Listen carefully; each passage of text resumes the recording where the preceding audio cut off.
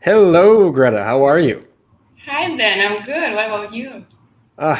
Doing wonderful. Okay, so for me, it's about 7 o'clock at night.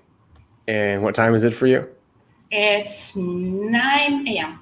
9 a.m. Okay, so we're on two different time zones. I'm like ready to close down everything, and you're just like opening everything up. So I'm gonna need you to bring the happy today because we're gonna be talking about happiness, and I kind of might be low energy, so I'm gonna feed off of you. Uh, That's good. That's good. Actually, interesting thing that I was thinking, I woke up and I was not in very energetic mood. And I was like, okay, I can be calmer as well. That's not bad. This is how I feel, like it's not too much energy. But I guess now when I saw you and I saw your smile, and I was like, okay, we're alive. And then excitement just exploded. So that's cool.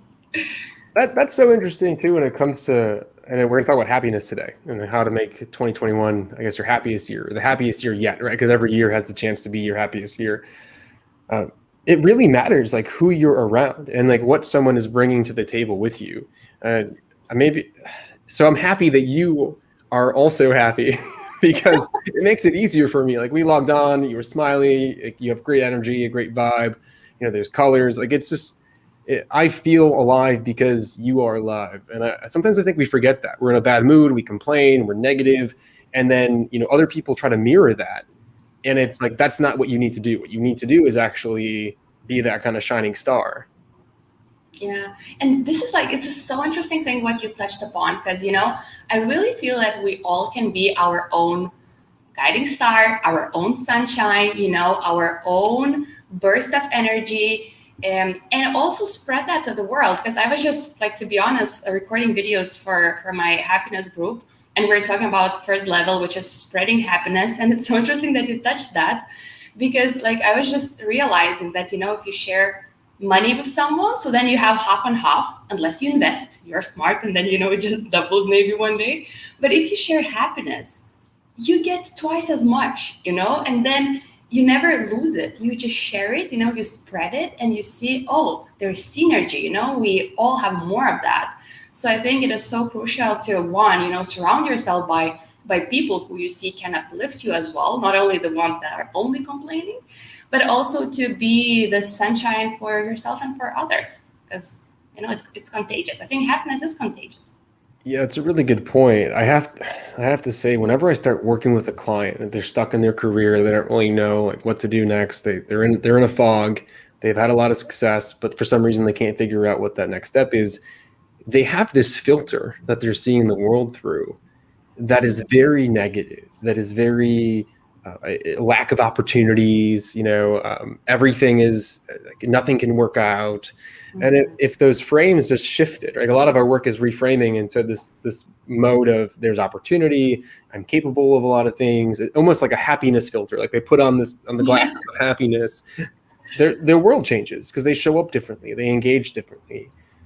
I agree. I agree. And one of the things as well is that people tend to notice negative things too much. Of course, these years are not easy, like who thought that, all this crazy time gonna last not 3 weeks or 2 weeks, but all this year, right? When it's ups and downs.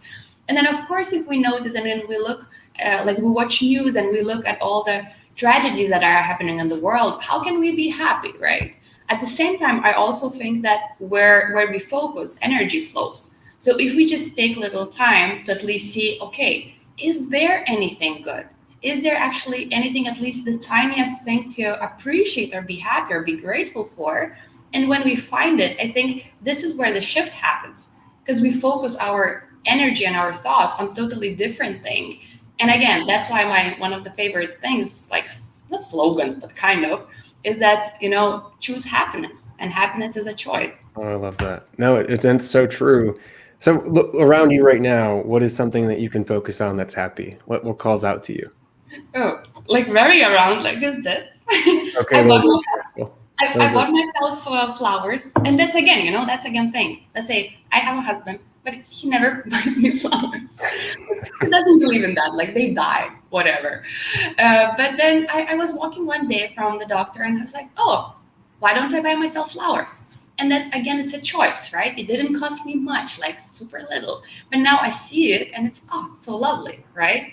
Or another thing could be, of course, I'm talking maybe about physical objects, but I was thinking what to wear today. And I'm like, I'm going to wear my yellow blouse because I feel good in that. It's brightness. And even though my energy, as I said in the morning, was a bit low, I was like, okay, I know this one is going to help me when I walk past the mirror in a way. So these are like tiny details, or just the fact that today I'm going to meet my whole team for a team meeting. I'm like, whoa, that's amazing. I'm going to see them. So online, but still. What about you? What was that? What about you? Are there any things like today or around you that can bring joy? Everything behind me I put here because it makes me happy. The slogans that I have, the funny Men with Cap book. I have a little Groot here, a little let me get him. This little guy, he makes me happy. Oh, okay, I dropped some stuff. Don't worry about that. But this little guy, and then my friends, I got a care package the other day, and they got me little crystals and stuff, which keeps me happy. So I love what you said about how does your environment represent happiness? How does it represent the mood that you want to be in consistently? Mm-hmm. That is so powerful. I want to pause for a moment though, because what got you interested in happiness and creating happiness for other people? I think that I saw that it's possible to do it for myself.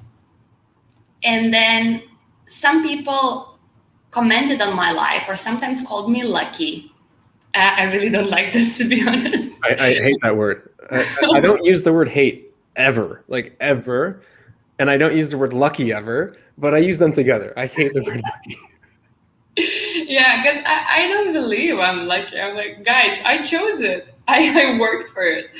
But the thing is that, so when I've heard some people asking me why are you so happy? Maybe you're just lucky in the world. I really sat down and broke down, what am I doing that brings joy in me? How am I every day showing up for happiness? How am I either living in it or how I'm building it as well?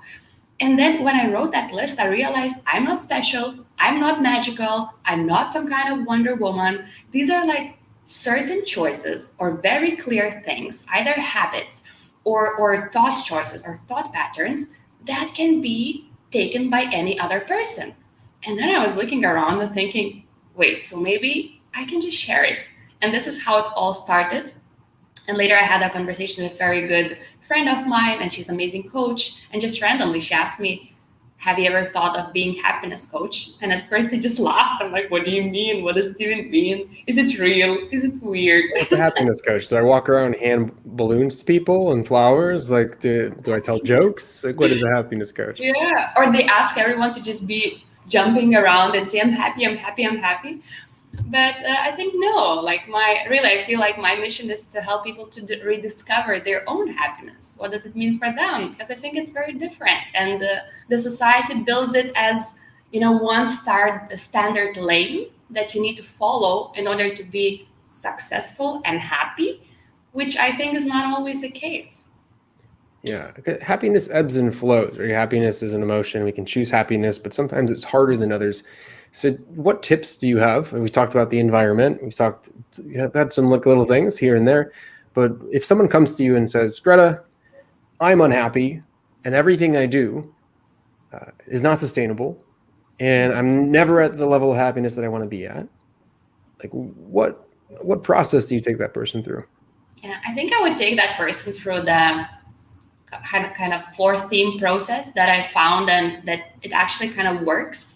Starting with understanding happiness. And that's why I really spend quite time with people to let them figure out what is happiness for them while noticing overall, let's say over a week or two, what makes them happy in life, even smallest things or biggest things, but overall, so that they have this big understanding. Okay, so what is it that actually lets me feel that? Mm-hmm. And another important thing is that people tend to generalize everything, and they think if, for example, something's not going well in their career side, they're like, I'm unhappy. That's it. My life is bad. I'm unhappy. I'm feeling very, very bad. Like, okay, let's break it down again, which, then we work on Wheel of Life. I call it happiness Wheel of Life in my case, because we evaluate moral happiness levels. And then, I'm like, is it really so bad? And when they see that maybe some areas are the ones when they feel really unhappy, but other ones are good ones. So then they don't generalize and they have the power to start impacting area by area instead of just saying that the whole life is bad. You know what I mean? Yeah, basically you're bringing a level of awareness to where someone thinks they're unhappy and where someone thinks that they're happy, but then also letting them disassociate themselves from their own kind of definitions or their own stories that they have around their levels of happiness. And when we can do that, when we can take a step back and say, okay, this is where I'm happy, where I'm not happy, this is what I feel is causing my happiness and what I feel is draining my happiness.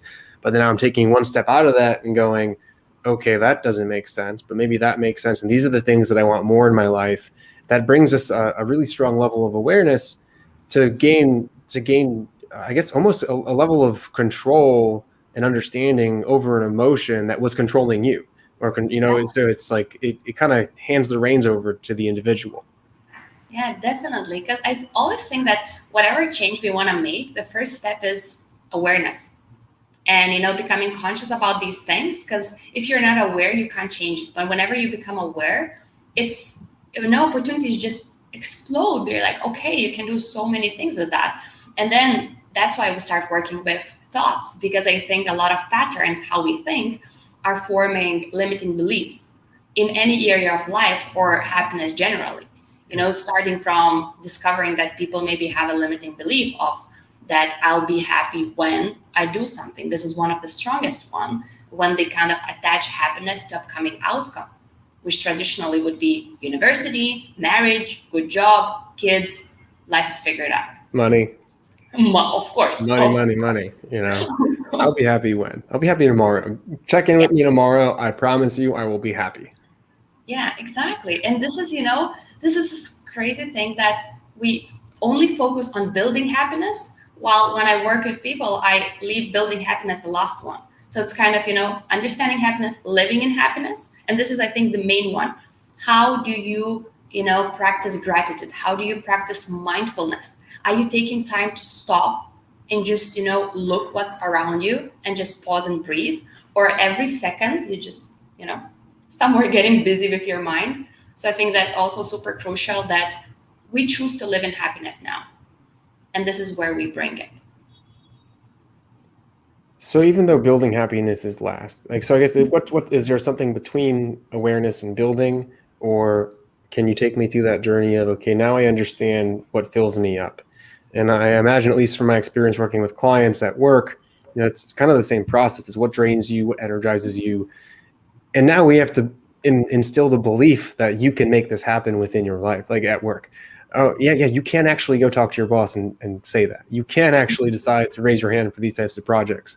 So there's a level of empowerment, I imagine, has to happen, because someone's been living their life, giving their control over to maybe their environment or their own limiting beliefs. So what happens next? Yeah. So next, actually, we work on this part of living in happiness, where we talk a lot about self-love. And actually, I think from self-love, self-confidence comes in everything, self-acceptance. So this is the thing that people would feel like they do matter and they can put themselves first instead of like just pleasing everyone else in the world. Because this is also where we cause ourselves a trouble, where we try to keep promises of everyone around us, but we fail to keep our own promises. I think this is when also we're making ourselves unhappy constantly, because we just letting ourselves down, basically. And this is also contributing to unhappiness. Yeah, I've noticed a lot too. Our promises tend to become like a to-do list. Yeah. And it's a to-do list that we never do, but it's a to-do list that we always see. Yeah, and exactly. It trains us. Like we haven't made that commitment. Yeah. And so I guess, how do you go through those promises to say, like, do you actually want to do this still? Or do you not want to do this? Or are these the right promises for you? Yeah, I think it's very important for us to understand why we promise something. Because sometimes we just promise because we see other people promising the same. Or we see that maybe it's the straightest way to something we want, even though maybe it's not. So understanding whether it's really my promise and do I really want it. And second thing is actually writing them down, as simple as it is. I think, everywhere we have the same patterns, but writing this promise down. If you actually promise to show up to yourself more, or rest more instead of working 12 hours, have it written down, have it in front of you, somewhere next to your laptop or computer, and just have a reminder. Because if we had the pattern or working one way for 5 or 10 years, we can't, it's not very easy to change it in one day. So we need to teach ourselves to see the different possible scenario. And these little reminders, that's why I'm sometimes, having random sticky notes around whatever I want to infuse in myself and remind myself, because I wish I was a superhero and I could just take the thought and that's it, But it's work. It takes work, and I think you know that, right? Self-development journey. I have you can't see it here. I have a little picture here with a bunch of superheroes. Actually, I'll show you. And it actually says you are a superhero. That's true, in our own way. Right? So you need those reminders. Like I actually have these reminders all over the place. I remember when I talk to clients, I'm like, yeah, write that down. Put that there. Like get some sort of memorable, meaningful ring or bracelet. Because like you said, we're human. Like we don't have superpowers. We can't always think of a thought consistently and remember why we're valuable or what is happiness for us. Yeah, that's true. So there are then there are a lot of little reminders how you can feel it every day. And of course, gratitude is one of them that I also mentioned. And talking about building happiness, so it's a very interesting thing that, I think there are two types of people. Some people, they focus only on building happiness, and they're at the level where I'll be happy when, and they have so many goals and they have always to-do lists, and then, okay, my focus is there. So they need more living in happiness part. Okay, how do I bring peace? How do I bring contentment here? How do I appreciate what I have already? How I can look around, how I can invest maybe in what I have now next to me, even like family, or spouses or something. And there's a second level of people who are more like, okay, I'm kind of in a bliss. I'm feeling good. I'm feeling content. But hey, when I want to achieve something, I never go for it. I just stay at this level. I'm okay, but I still would like to be a bit more ambitious and build something more and go towards my dreams. And then those people sometimes need more building happiness part. So I noticed this, and I think the perfect combination is when you merge two. You manage to be excited about what you have, appreciate what's around you now. At the same time, work on something exciting. And that is such a tough balance, because it's this acceptance of the present, and it's like, I'm okay here. Today's a great day, and like you said, gratitude. I appreciate everything, and I have all these affirmations to remind me of the things. But then, how do you ensure that person doesn't become content? Because they also have goals and dreams, so they don't get bored. So how do you ensure that there's novelty and challenge and meaning? And I guess, is there a certain goal setting exercise that you take your clients through, or how do you ensure that they do have their sights set forward, but they also don't attach themselves to those achievements?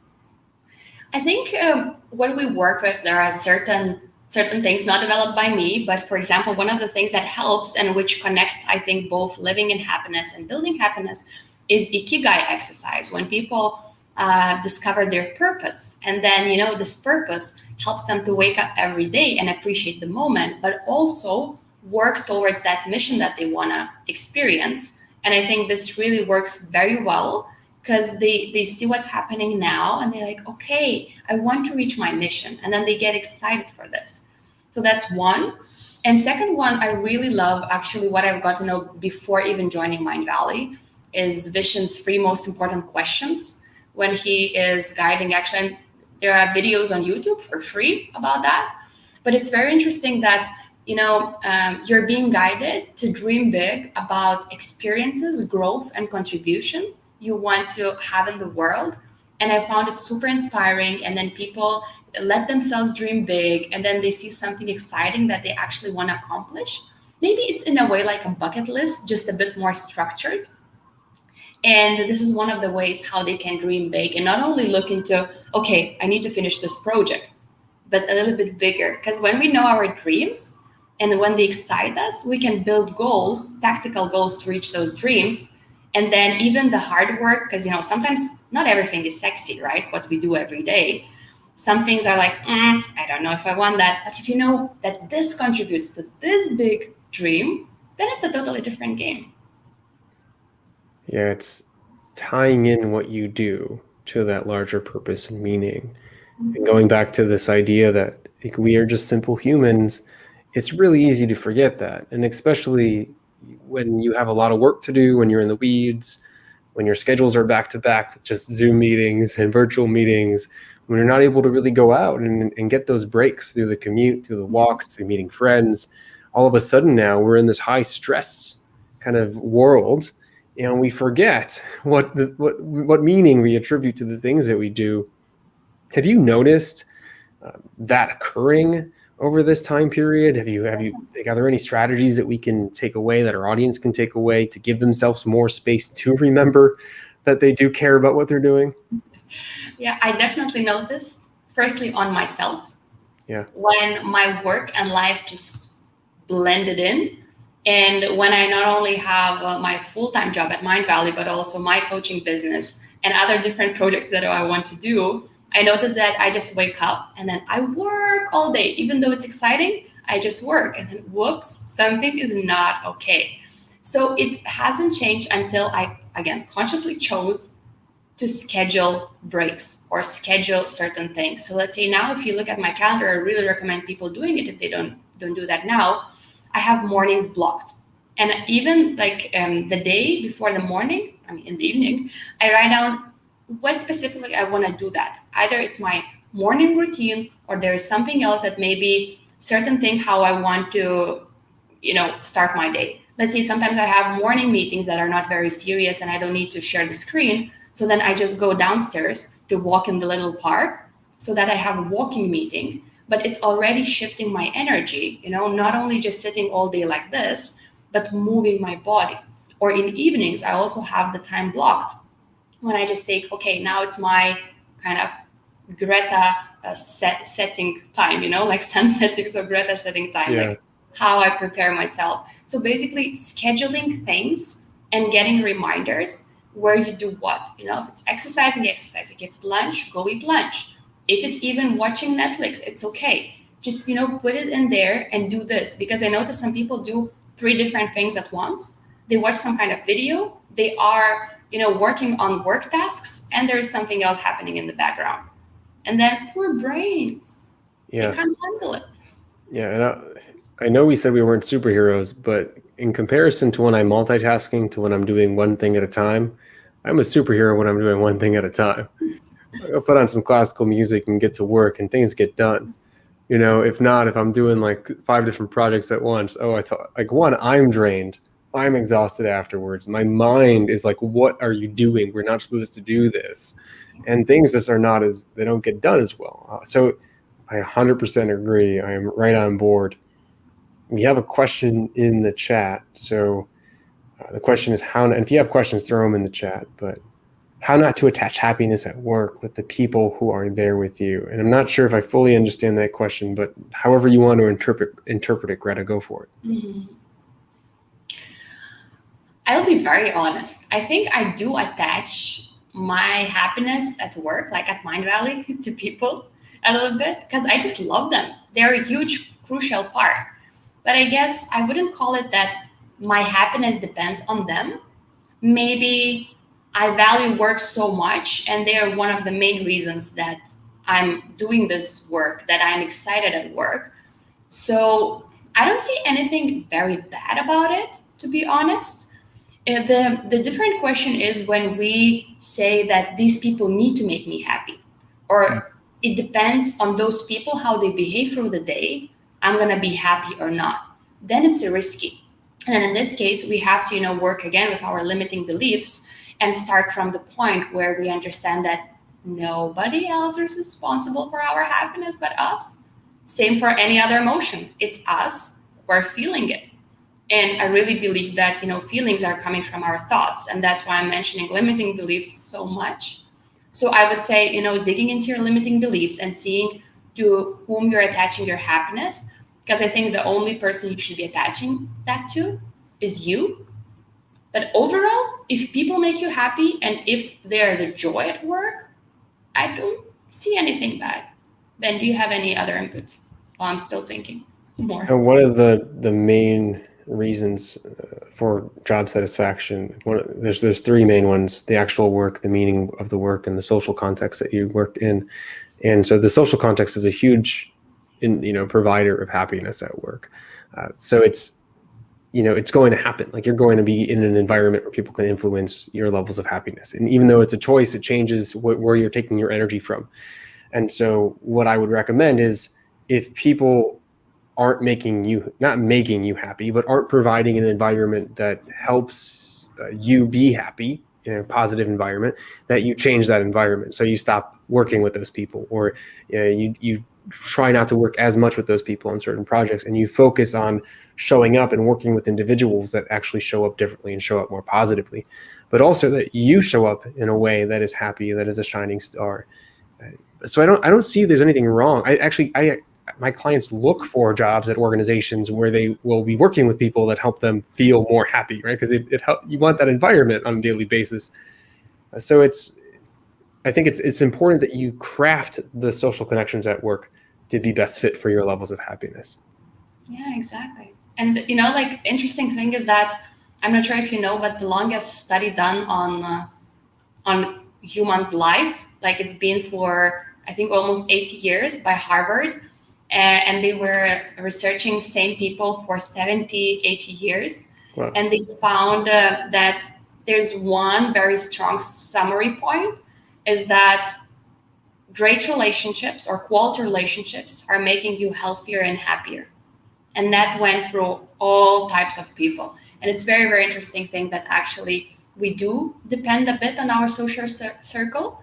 And we really need to, I think, sometimes evaluate whether the circle is an uplifting one or no. Because, if I only hang out with people who really don't love their life and everything is totally negative for them, then, we know that we can't change other people. So the question is, maybe we can show them other way a little bit. But also, if they are too stubborn to be stuck in their box, maybe it's time to kind of leave the social circle, as hard as it sounds, I guess. No, yeah, 100% there. And that's one of the hardest parts of growth, is when you start developing yourself, you tend to find out that some of the people that you were around might not be developing with you, or might not be the types of people that you want to be around. And that's really hard. It's really hard to make that decision and to realize that, because then it gets lonely for a little bit. Yeah. Okay, so how can our listeners follow your happiness journey, learn more about your happiness journey? How can they just be a part of your world? Where can they find you? That sounds so nice.